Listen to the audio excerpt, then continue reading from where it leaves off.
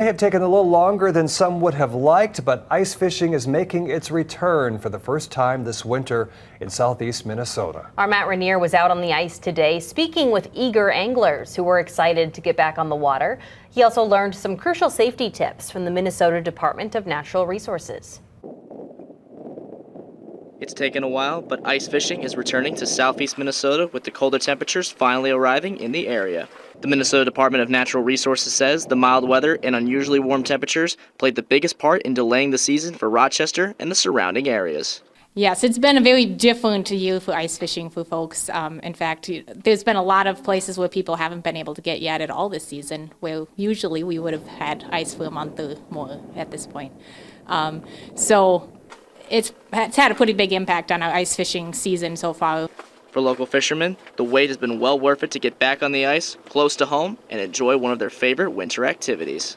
It's amazing. I'd say it's probably my favorite hobby to do during the winter. We had to drive up north to actually find ice this year, so it's great that in southeast Minnesota we finally have some cold weather. It took a while. Minnesota wasn't the normal winter, but I'm glad that Minnesota's looking like it usually does. I used to go when I was younger, but didn't really get out that much. But now growing up, glad to come out here with my friends, have a good time, and just you got the tent, you can chill in the warmth a bit, but you still get the whole experience together. While it's great for the outdoor enthusiasts to get out on the lakes, the Minnesota Department of Natural Resources said they should still exercise caution when going out on the ice. Experts say they should drill a hole into the ice and make sure it is at least 4 inches thick, and also be aware of other factors as well. Making sure the ice is a minimum of 4 inches thick if you're going to walk out there, checking a minimum of 150 feet, but probably more often than that because ice can change very quickly.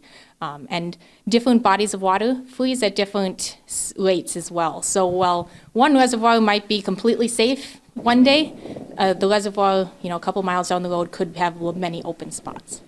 In Rochester, Matt Rainier, KTTC News. The Minnesota DNR also advises anglers take additional safety equipment when out on the ice, including ice picks, life jackets, and other items to ensure the safety and well-being of everyone.